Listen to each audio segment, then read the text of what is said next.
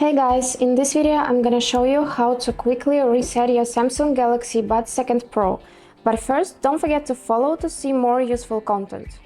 So, let's get started. First of all, you need to make sure that your earplugs are connected to the phone. Then you need to open app Galaxy Wearable. You need to make sure that your earplugs are connected to the app as well. Then scroll down a little bit till you find earbud settings. Press here, then scroll down again and find the reset button.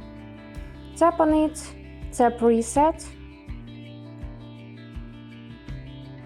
Great, now you need to put earplugs again into the charging case.